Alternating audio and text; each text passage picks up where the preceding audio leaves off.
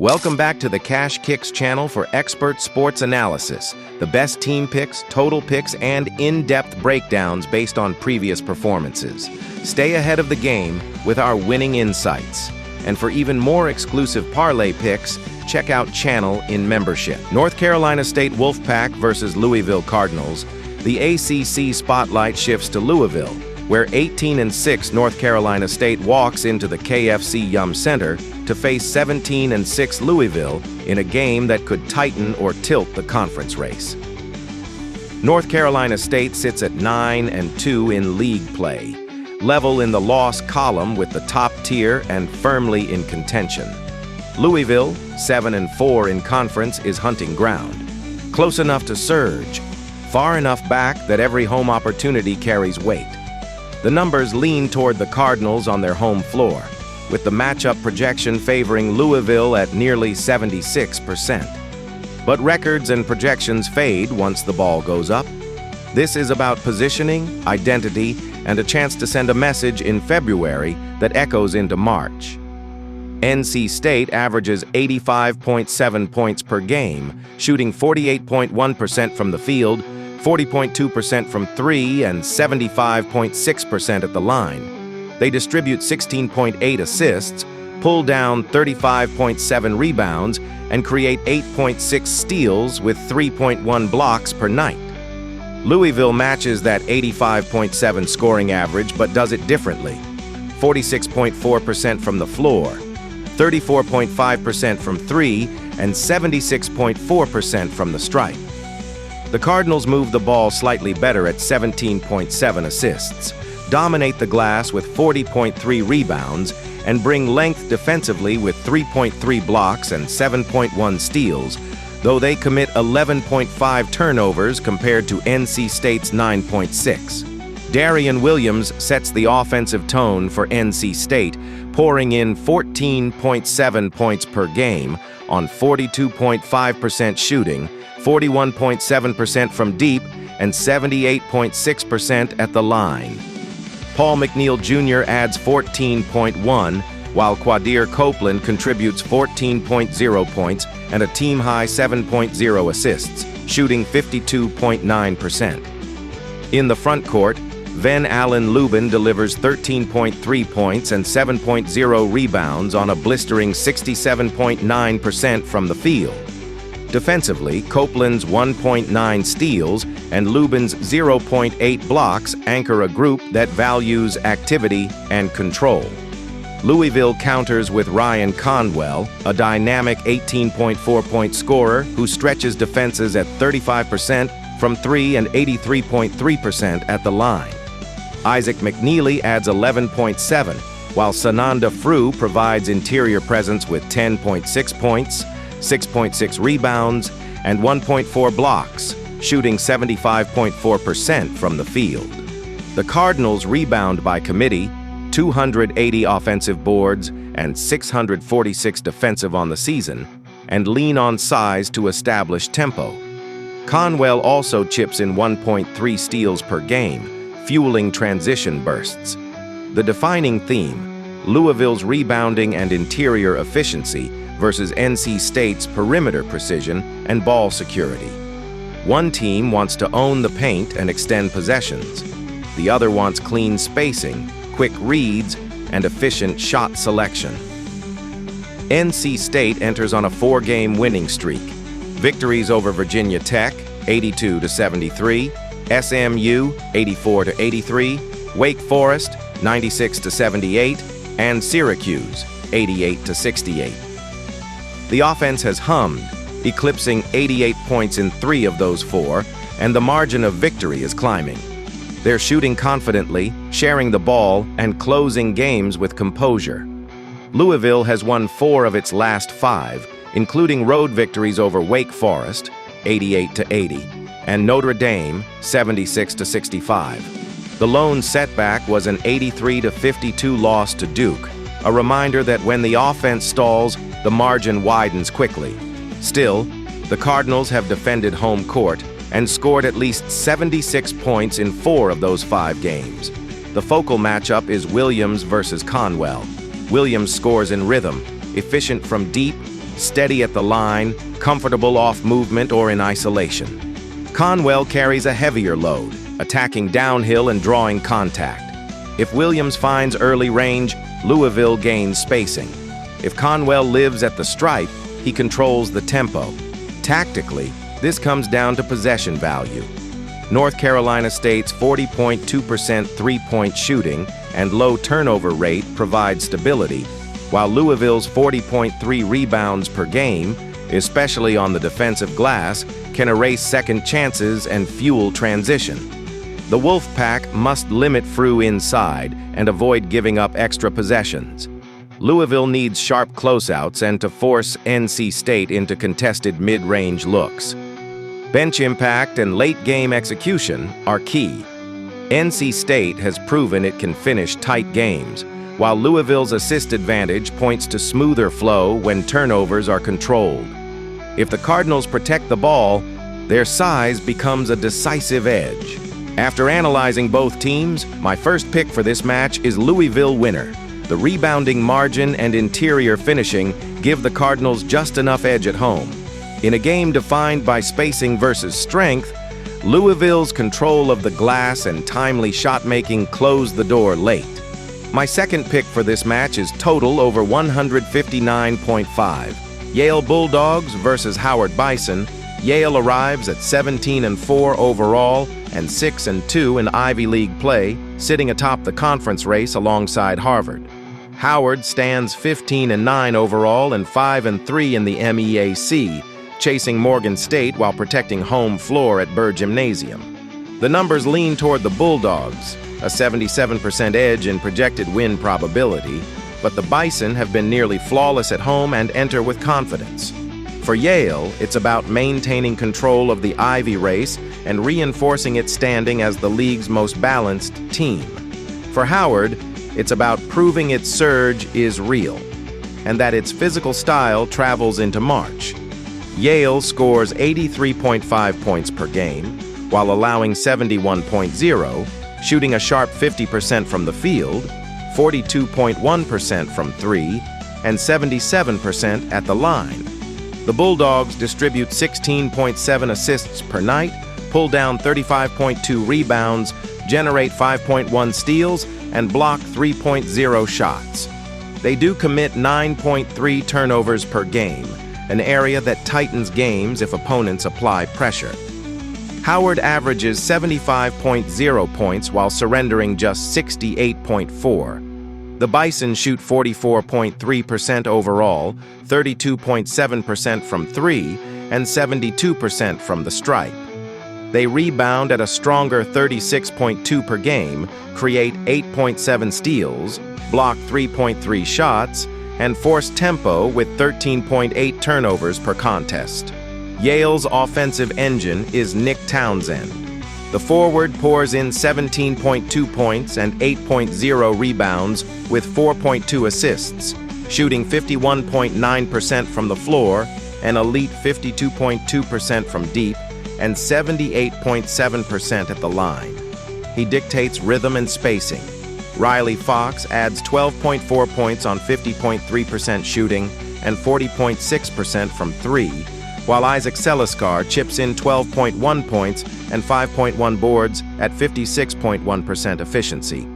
Samson Alatan anchors inside with 5.9 rebounds and 1.6 blocks, converting 60.6% of his attempts.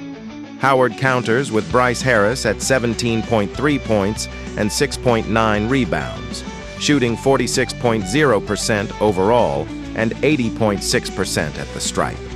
Cedric Taylor III contributes 15.9 points and 6.9 rebounds with 1.3 blocks, while Cam Gillis orchestrates at 9.7 points and 4.3 assists, adding 1.9 steals to ignite transition. The Bison's defensive profile is active and disruptive, hands in passing lanes, bodies on the glass. The theme is clear. Yale's surgical half-court efficiency against Howard's defensive pressure and physical rebounding. Recent form sharpens the stakes. Yale has won 5 straight, 91-74 over Columbia, 77-60 at Penn, 83-68 against Dartmouth, 67-65 over Harvard, and 81-69 versus Brown. The Bulldogs are averaging over 79 points during that stretch, winning with shot quality and late-game composure. Howard has won 4 of its last 5, 78-69 over Morgan State, 72-53 against Coppin State, 88-60 versus Norfolk State, and 85-57 at South Carolina State before a narrow 78-77 loss to Morgan. The Bison have defended with edge, holding opponents under 70 in 4 of 5 outings and winning with physical margins. Townsend is precision, a stretch forward who spaces to 52% from 3 and still controls the interior glass. He reads doubles, passes out of traps, and finishes through contact. Harris is power and downhill force. A 17-point scorer who lives in the mid-range and at the line, capable of swinging momentum in 3 possessions. Townsend's efficiency versus Harris's aggression. One thrives on spacing, the other feeds on contact and tempo. If Townsend controls angles and keeps Howard rotating, Yale's offense hums. If Harris gets downhill early, the building rises. First, turnover margin. Howard's 8.7 steals per game can disrupt Yale's 9.3 turnover offense. If the Bison convert live ball takeaways into points, pace shifts. Second, the glass. Howard's 36.2 rebounds to Yale's 35.2 is slight, but second chance points could neutralize Yale's shooting edge. Third, perimeter containment. Yale's 42.1% three-point accuracy is a weapon. Howard's 32.7% from deep means they cannot afford to trade threes. Bench depth leans slightly Yale with balanced scoring options, while Howard's energy units supply defensive intensity. Late game, Yale's 77% free throw shooting gives it composure under pressure. The X factor, Samson Alatan's rim protection against Howard's slashing guards. If he alters shots without fouling, Yale keeps structure intact. After analyzing both teams, my first pick for this match is Yale winner. Yale's efficiency and shot selection win over 40 minutes. The Bulldogs control pace, limit live ball turnovers just enough, and lean on Townsend's versatility to close. Howard will bring physicality and crowd energy, but in the end, balance and precision travel.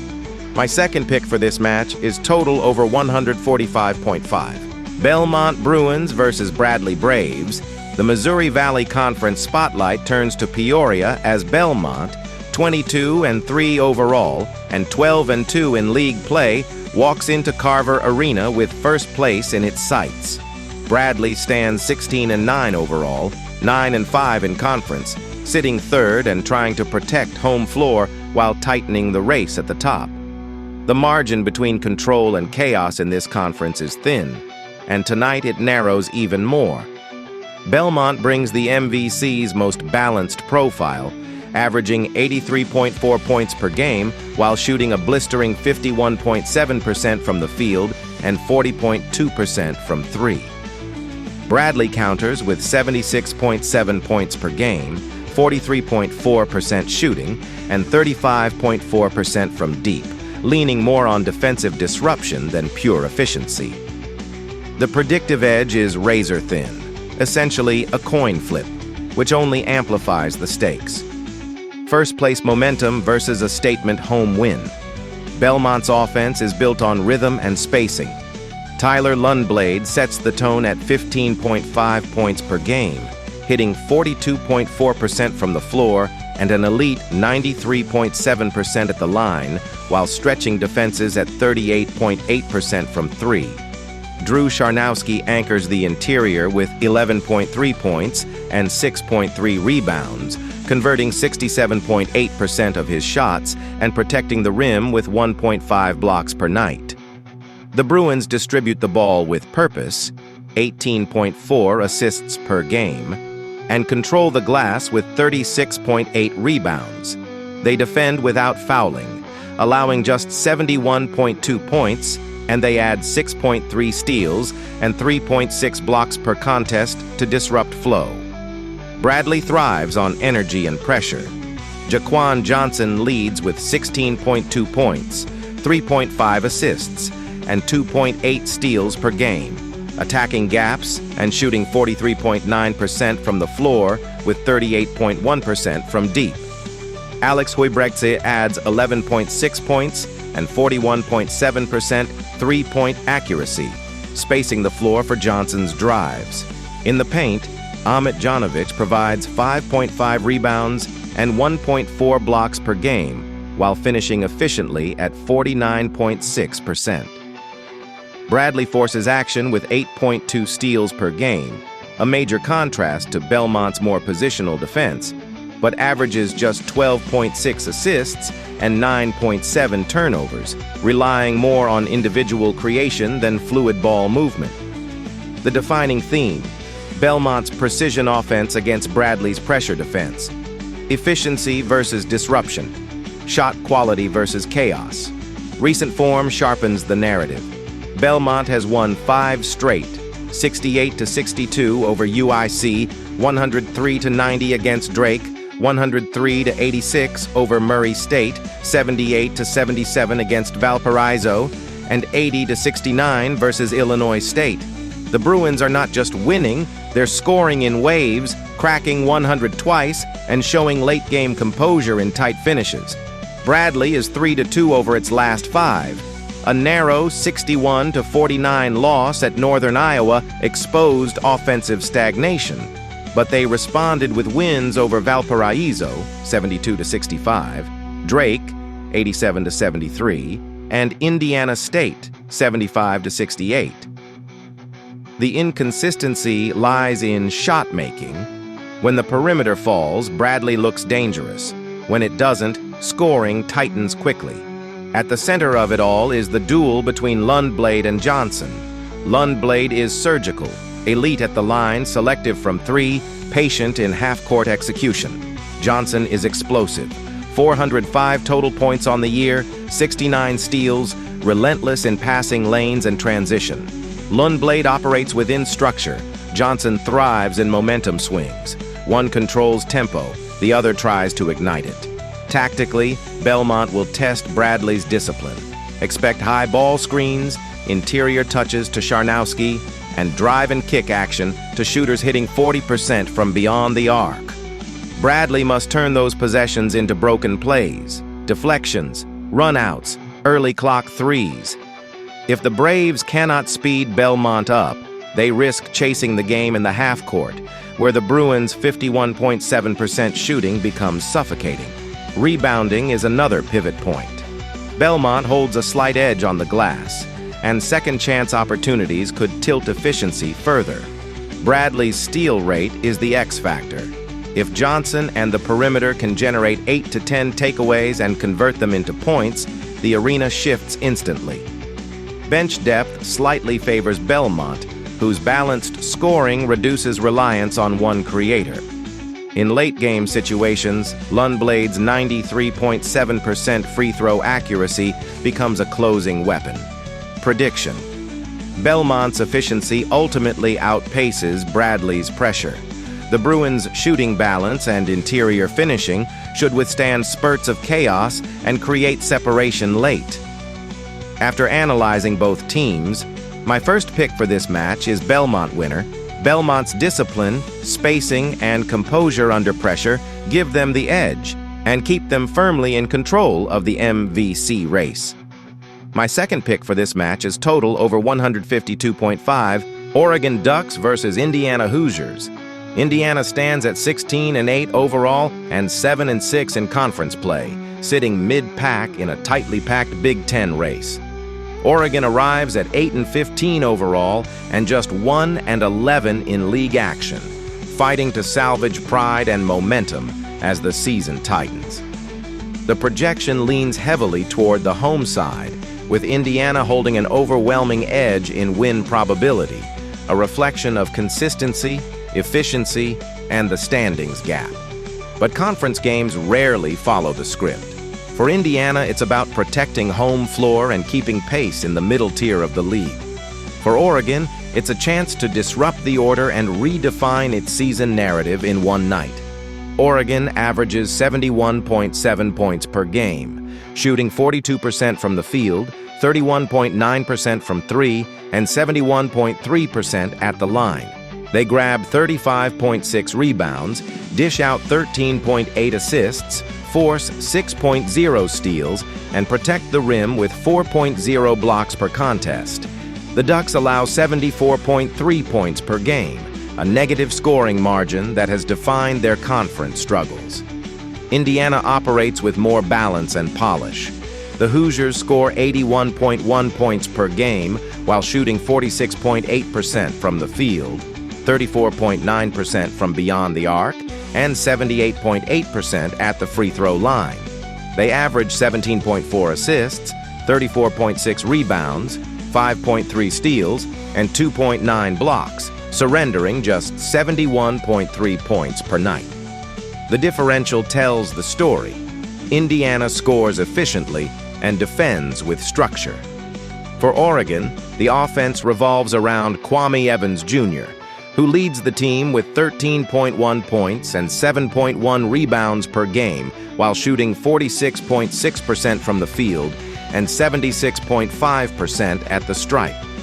Nate Biddle adds 16.8 points and 6.6 rebounds with 2.2 blocks per game, providing interior presence and rim protection. Jackson Shellstad contributes 15.6 points and 4.9 assists, giving the Ducks a perimeter creator who can stretch the floor at 31.4% from three. Indiana counters with Lamar Wilkerson, a 20.4-point-per-game scorer shooting 45.2% from the floor and 38.0% from deep, plus 88.3% at the line. He's joined by Tucker DeVries, who averages 13.8 points and 5.6 rebounds, and Connor Enright, the primary facilitator at 4.6 assists per game. Tayton Conaway adds 11.0 points and 4.0 assists while shooting an efficient 53.5%. The defining theme is clear: Indiana's offensive efficiency and backcourt scoring versus Oregon's length and interior resistance. If Oregon can control the paint and turn this into a half-court grind, the margin tightens. If Indiana's shooters find rhythm, the pace shifts decisively. Recent form sharpens the contrast. Oregon has dropped 4 of its last 5. Losses to Purdue, 68-64, Iowa, 84-66, Wisconsin, 72-57, and Michigan State, 68-52, with only a 73-57 win over UCLA interrupting the slide. Offensive droughts have been costly, and second-half execution has wavered. Indiana has been steadier, winning 3 of its last 5. A 78-77 overtime win over Wisconsin showed late-game composure. They followed with an 82-59 win over Rutgers and a 72-67 victory against Purdue.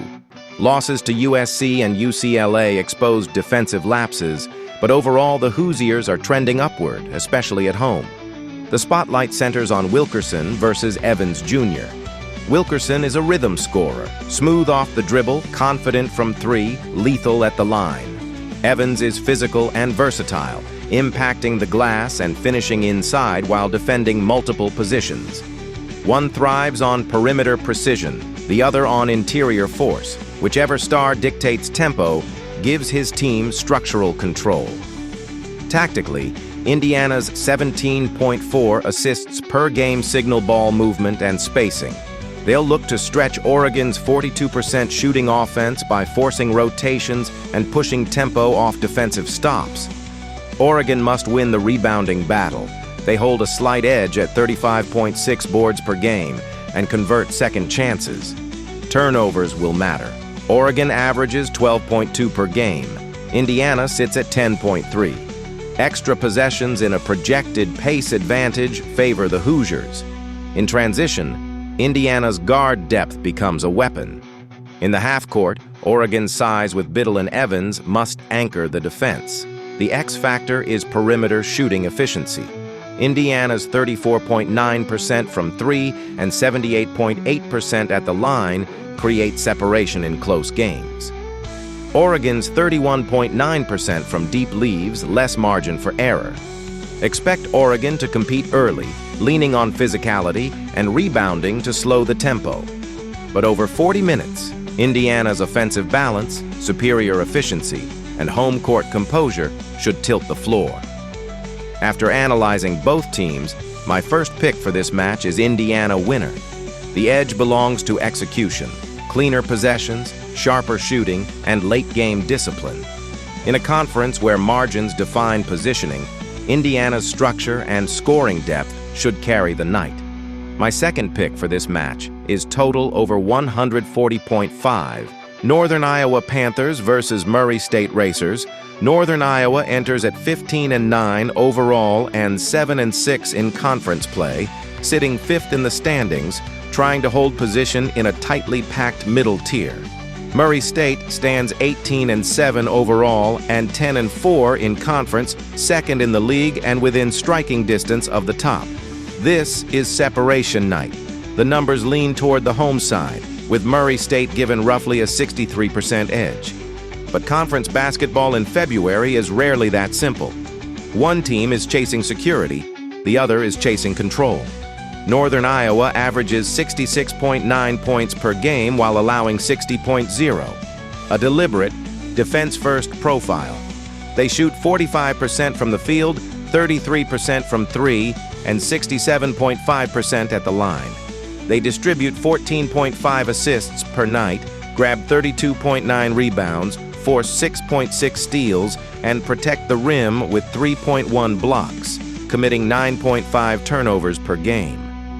Murray State plays at a faster offensive clip, 86.3 points per game, but concedes 79.1. They shoot 47.4% overall, 35.4% from three, and 76.7% from the line. The Racers collect 37.8 rebounds, hand out 14.4 assists, generate 5.8 steals, block 4.0 shots, and average 12.1 turnovers. For Northern Iowa, everything begins with Trey Campbell. He scores 13.1 points per game, adds 3.7 assists, and 3.4 rebounds, while shooting 42.5% from the field and 32.8% from three. In the paint, Leon Bond III provides balance, 11.3 points and 5.6 rebounds per game, shooting 44.9% overall and 38.4% from deep. Ben Schwieger chips in 10.0 points on 45% shooting and over 31% from three. The Panthers don't overwhelm you. They methodically break you down. Murray State counters with Javon Jackson, averaging 16.5 points, 2.8 assists, and 2.4 rebounds, shooting 42.6% from the field and nearly 40% from three, while converting 86.3% at the line. Roman Doman adds 13.7 points and 5.0 rebounds on 52.7% shooting. Fred King is the interior anchor, 13.7 points, 8.9 rebounds, and 1.8 blocks per game, shooting an efficient 66% from the field. Lane Taylor contributes 8.9 points and 3.7 assists. The Racers attack with pace and interior efficiency. The defining theme is contrast. Northern Iowa's defensive structure and ball security against Murray State's pace, shot volume, and interior power. Recent form sharpens the tension. Northern Iowa has won 3 of its last 5, including a 71-55 win over Evansville and a 61-49 defensive showcase against Bradley. But they've also suffered tight losses, including a 65-50 setback at Southern Illinois and an 81-76 loss to Murray State. Their identity hasn't changed. Grind it out, control tempo, trust the half-court defense. Murray State has split its last 5. A strong 91-81 win over SIU and an 81-74 victory over UIC show offensive rhythm, but losses to Belmont, 103-86, and Illinois State, 70-65, reveal defensive vulnerabilities. They can light up the scoreboard, but consistency has fluctuated. The star duel centers on Campbell and Jackson. Campbell is controlled and calculated, orchestrating offense while limiting mistakes. Jackson is aggressive and dynamic, stretching defenses with perimeter shooting and punishing fouls at the stripe. Add Fred King's presence against Bond inside, and this becomes a physical battle in the paint. King's rebounding and shot blocking could tilt possessions. Bond's ability to pull him away from the rim with perimeter shooting is critical. Tactically, Northern Iowa will aim to shrink the game. Fewer possessions, disciplined spacing, minimal turnovers. Their 9.5 turnovers per game reflect that emphasis. If they keep Murray State out of transition and force half-court execution, they give themselves a real chance. Murray State, meanwhile, will push pace and test the Panthers' defensive rotations. With superior free throw shooting and more rebounding volume, they have second chance and late-game advantages. The Racers' interior efficiency, 66% shooting from King, is a pressure point. If they dominate the glass and get early rhythm from three, the tempo shifts permanently in their favor. The X factors: rebounding margin and free throws. Murray State's 37.8 boards per game against Northern Iowa's 32.9 is a gap that can compound over 40 minutes. And in a tight game, 76.7% at the line versus 67.5% matters. Expect Northern Iowa to control stretches with defense and composure. Expect Murray State to answer with scoring bursts and interior force. After analyzing both teams, my first pick for this match is Murray State winner. The Racers' rebounding edge, offensive efficiency, and late-game shooting separate them in the final minutes, and they hold firm in the conference race. My second pick for this match is total over 140.5.